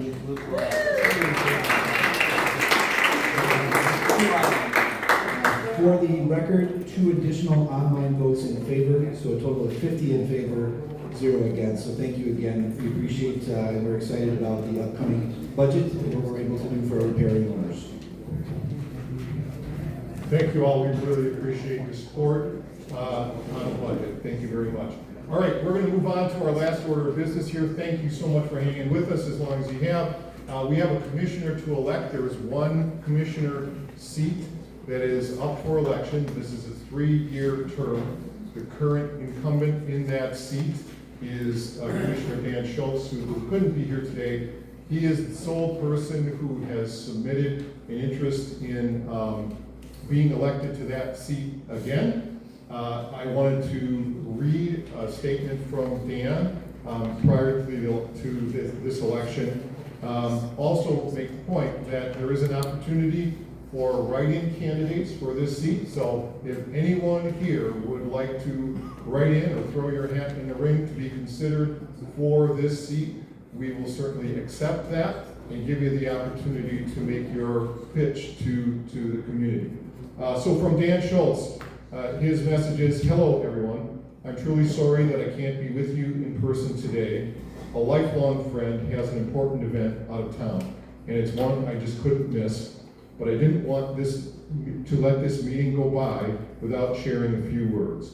First, thank you for letting me serve these past 5 years. This work has really been a passion of mine and honestly, a labor of love. Most of what I do doesn't happen at these meetings, it's behind the scenes. Hours spent on calls, tracking down answers, and working with agencies. It takes time and persistence, but I do it because I care about this lake, this waterway, and this community. The dredging project has been one of my biggest motivations for being on the board. I'm committed to seeing it through so that all of us and the next generation can keep enjoying the waterway the way it is meant to be enjoyed. Even though I'm running unopposed, I don't take your support for granted. I'll keep putting in the work because this place matters to me just as much as it does to you. Thank you for your understanding and your continued support. Dan Schultz. Any interest in writing in for consideration for this election?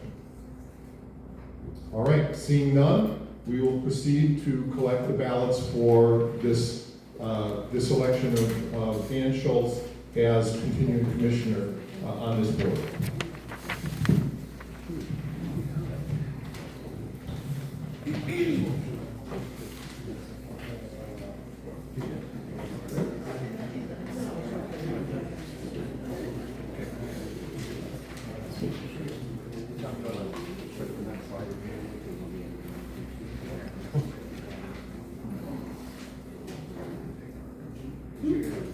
Tallying those votes, I do want to now take this opportunity. Ed went off script a little bit in terms of throwing all his questions on the table during the budget conversation, but thank you, Ed, we appreciate that. We'll get to that. I also want to offer this as an opportunity for anyone else here in attendance to grab the mic, offer any questions that you have, any comments that you'd like this board to hear, and so on. So as you consider those, I'm going to turn the mic over to Bill McCormick to address some of the questions that Ed posed earlier, and then anyone else who's here who has a comment or question to offer, we'll take those as well. Okay, Ed, thanks for the questions earlier. Let me address them. Buy versus lease. We are leasing one piece of equipment. That is the transfer barge. We lease it from, it's a lease-to-own program that we entered into 5 years ago with Eagle Lake. Also, when we started taking on the harvesting equipment, so before that, the only mechanical harvesting that we did on this waterway was on Lake Michigan. And we contracted that from a contractor. and he would come out for maybe a week, and that was it. So we didn't have any harvesting. I couldn't believe it when I got on the waterway, and we didn't own any equipment. And we just had the herbicide treatment, and we had a contractor that came for a week or two to cut the weeds up, and that was it. So I approached the board, said I wanted to get involved. I said I really would love to see some equipment. That previous board was against that, so luckily I was able to get on the board, and then the board changed over time, and we were able to move in the direction of purchasing our own equipment. The mechanical, there's two mechanical harvester manufacturers. They so happen to be both of them in the area in Wisconsin. One is in Burlington, the other is in North Prairie. Neither of them will lease a new harvester. One of them did have a harvester to lease, and we did that for the first year or two until we started to acquire equipment. And then after that, we went away from that. That harvester that they leased to us was always in jeopardy of being pulled away from us. And it was also an older piece of equipment, which was a lot of maintenance that we had to put into it, a lot of breakdowns and so forth. So that's the answer to the buy versus lease. Storage from the town DPW or the village DPW. Yes, Ed, we approached both the town and the village, and surprisingly, they don't have any land where we could build a building, and they don't have any availability or openings in their existing buildings for our equipment. So we are kind of on our own in that regard. What happens to the weeds? You're correct, the weeds do go to a farm, and they've gone to the Tom Corral farm in the last few years. Tom would mix our weeds with manure and also with wood chips. And then when he harvested his crops in fall, he would then put them with the skid steer, load it into the manure spreader, and then go out and spread the weeds and use it as fertilizer. The Frost Farm, they have taken our weeds. I'm really not quite sure what they're doing with the weeds, if they're applying it as fertilizer or if they're just putting it somewhere on their farm to decompose. So I don't know the answer on that. You had questions about the pier and the mooring. I want to be very clear, the pier project with the village is for riparians to come and dock their boat on a pier and walk into town and enjoy the amenities and the businesses that are in town. That's the main intention of that pier, also to be something, an area where somebody can come and fish on. It's not for launching the boats, and that existing pier that's on the village launch is existing, and you're right, people do get out, tie the boat to it, put their trailer and truck away, and park it, and then come back down on the boat. So those are my answers to your questions. I think you referenced space to the north of the launch as well being utilized, where a lot of people tie up for river rhythms. Yeah, I looked at that. I thought that, like the village did the mooring on Jefferson. Yeah. I thought that would be a good idea, because right now they just slam onto the shore and trample down the vegetation, etc. So this board expressed that same interest in having that space utilized, but that was not allowed for us to utilize that. And I also believe that the riparian owners who own the homes directly north of there are also opposed to that. So that did not become an option to us. Certainly would have made more sense though. All right, thank you. Anyone else want the mic to offer questions and comments? Just, obviously the dredging thing is a big conversation. I'm just wondering if there's any real information about the effects on the waterway to not do it. For instance, recent silt buildup, how that's affected the navigation, and like what you could kind of show, guess what the future might hold if that's never addressed. Thank you. Thank you. I'll turn this over to Grant for a more complete answer, but I think that the obvious thing that I've learned in my time here is this is a problem that's not getting any better. It's not staying static. It's only getting worse. It's obvious. You have a dam. You have sediment that continues to come down the river. It's not going through. It's just going to continue to build up, as we've seen. So it is a problem that has to be addressed. Otherwise, the long-term viability, health, and quite frankly, economic value of this waterway in general is going to continue to degrade and decline. So it has to be addressed. And that, again, in my opinion, personal opinion, is a Waterford problem. It is not the problem of 1,000 people that live on this waterway. Thank you, Tom. Prior to my time, there was an individual scientist that had provided information to the WWMD about accumulation numbers. I believe that person is either no longer around or deceased. I don't know. But certainly, if you look at Conservancy Bay, as you come out of the river going south and you look to the right, there's a land mass forming there as the result of aquatic plants building up in areas where we're not allowed to, Bill's not allowed to harvest there. It'd be nice if we could just go through and clear cut Conservancy Bay so we don't have to look at that. The DNR regulates where our harvesting equipment can go, and last year we actually got our pee-pee slapped a little bit because we went outside of that. And so we can't just get rid of that, and clearly that's becoming a landmass right there, and that same thing will happen in other areas as the muck accumulates deeper and the weeds are growing in a thicker chunk of dirt. Thank you. Thanks for the question. Other questions, comments? We'll go this way first. Thank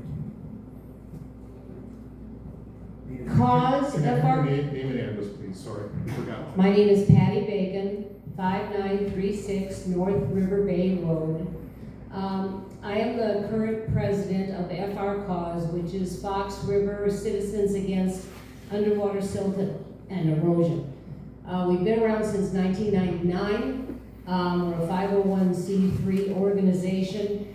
And if you want to start cleaning up your rivers and your lake, you start at home. And you start out with grassroots organizations and you come to meetings like this. Cause is a group that in the past has done a lot of stocking of fish in the river. You'll see the trash cans at the Waterford Park. We have the carp roundup that we've been doing for years and years. We have a farmer that comes and takes all those away and uses those for fertilizer. We've done classes on the different plants, purple loosestrife, and we've taken the beetles that will eat them and done tests on it to see how effective they were. We've gone into the weeds and cut them off and put them in plastic bags and then discarded them appropriately. If you want to be engaged in an organization that can help on a small scale, and everything you do is going to count, how much fertilizer you use, where you discard your pet's waste is all going to count. If you're interested in joining a group like ours, we are going to do the carp roundup. Encourage the kids to partake. Let people use your dock to fish for them, turn them in. You get $1 per carp. It's going to be that first weekend, the free fishing weekend that Wisconsin has, June 6th and 7th next year. Get a team together if you want and bring them all in. We'll be down at the Waterford ramp in town at the library, and we'll be putting out more information with WWMD. We will be outside of the meeting with a clipboard if you want to sign up. There are no dues. It's an all nonprofit organization. We do river cleanups. We've cleaned up the DNR nature preserve several times. Come and see us, sign up. We'll keep you posted as to what we're doing. Awesome. Thank you so much. Appreciate it.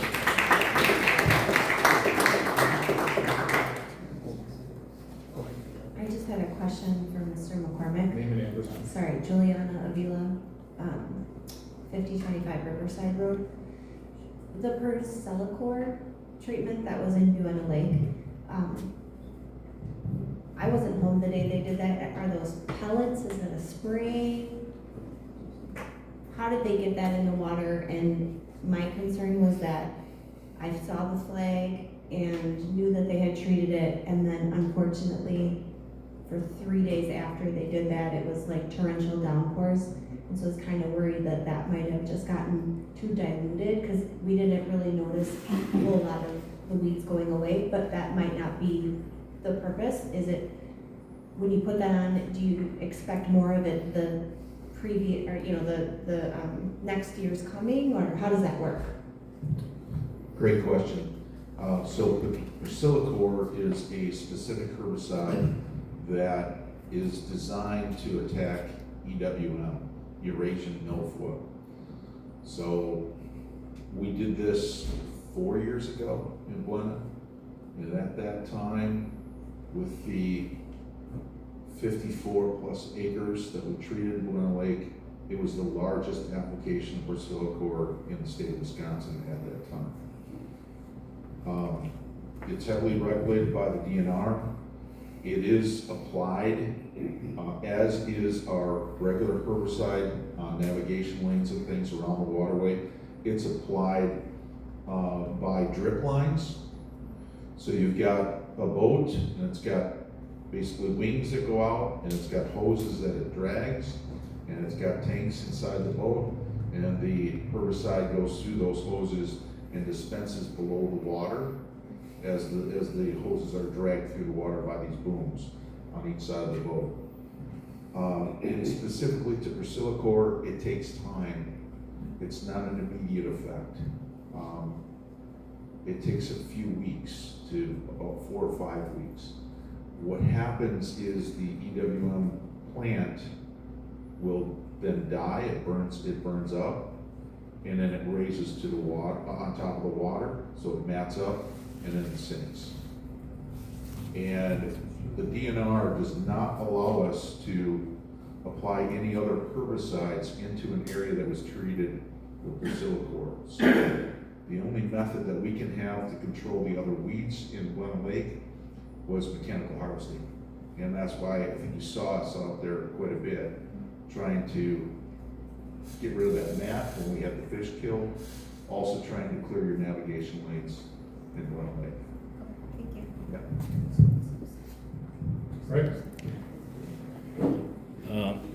Following tradition, I'd like to shower you guys with kudos. I know you guys are volunteers. I think you guys do an excellent job. Appreciate it. I know there's a lot of hours involved. Again, kudos. I'd like to give special thanks to Mr. Oczkowski for volunteering to take on the role as chairman. I've seen you in action on the boundary agreement. I think we're in good hands relative to leadership, so thank you very much. And along with,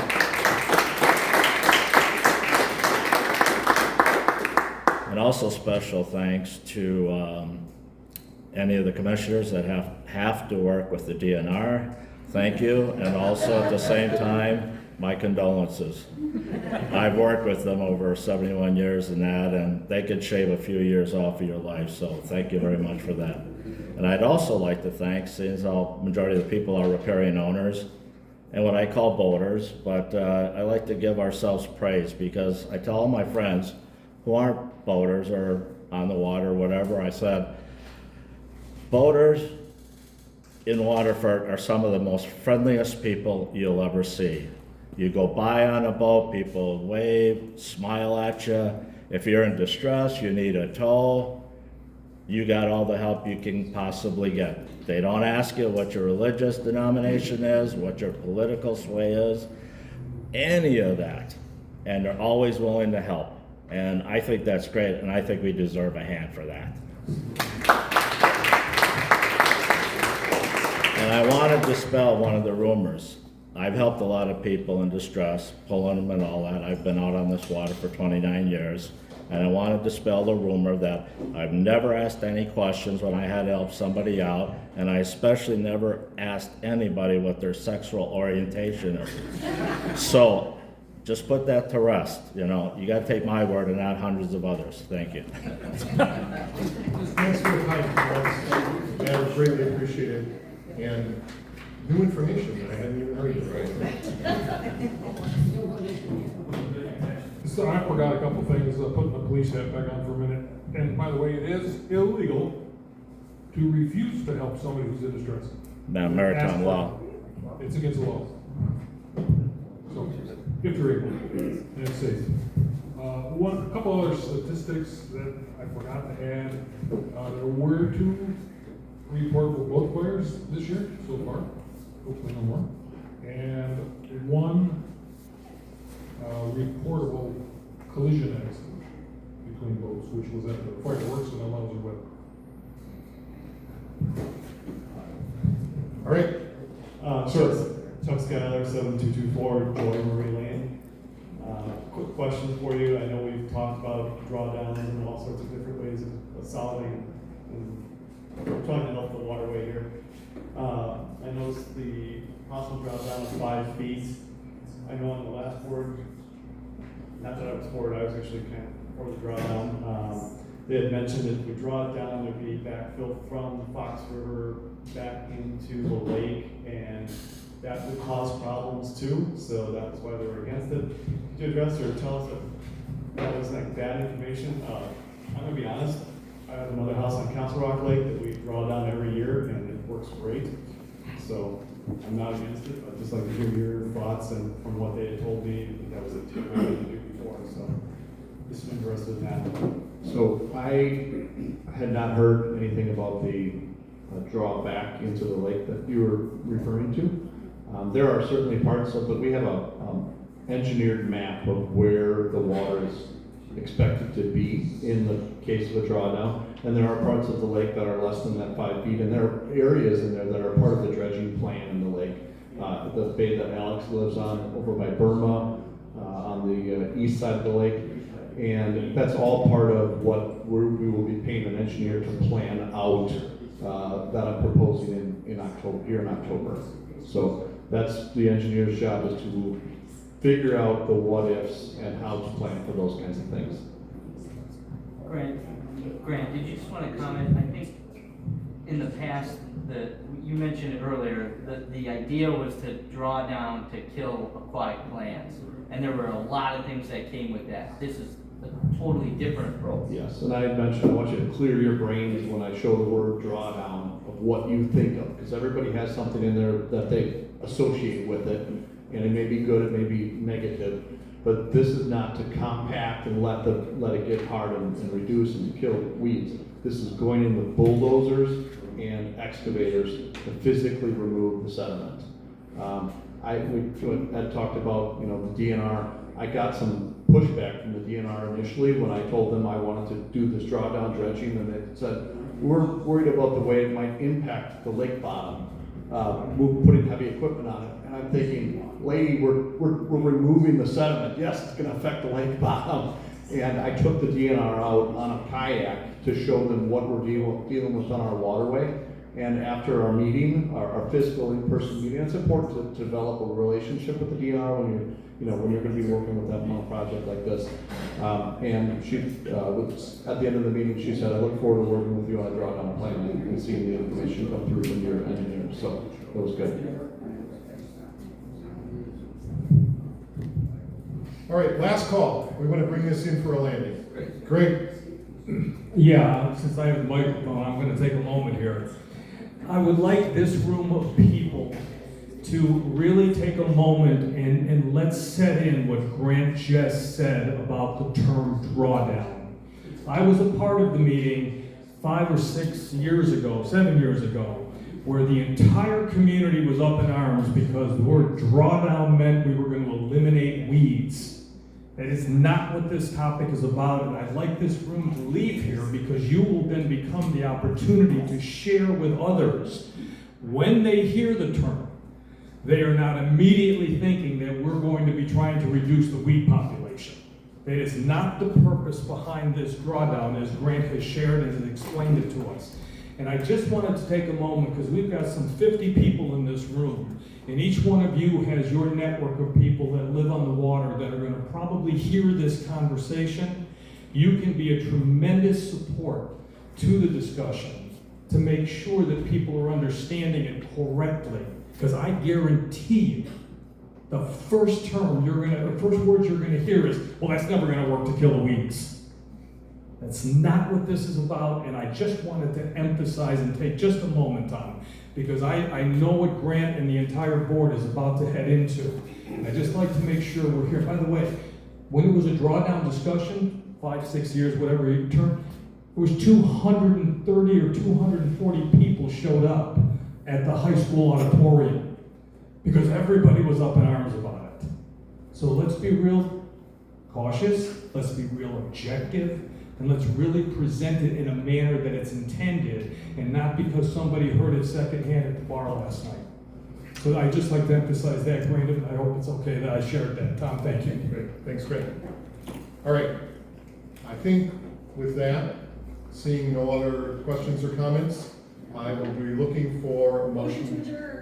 All right, I have a motion to adjourn. I have a second. Margaret? Oh, you Doug? gotta give results of the Oh, yeah, absolutely, thank you. So our results of the election is 45 people voted in favor of Dan Schultz being elected as commissioner. So congratulations, Dan.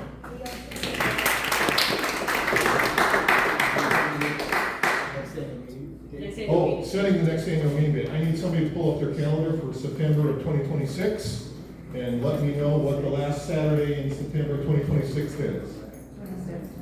The 26th? All right. September 26th, 2026. Do we need a motion for that? All right, I'm looking for a motion. Yeah. Doug Schwartz, motion. I'm looking for a second. Second. All in favor of September 26th, 2026 being our next annual meeting date, please say aye. Aye. Opposed? All right, motion carried. Thank you. All right, we have a motion to adjourn. We have a second to adjourn.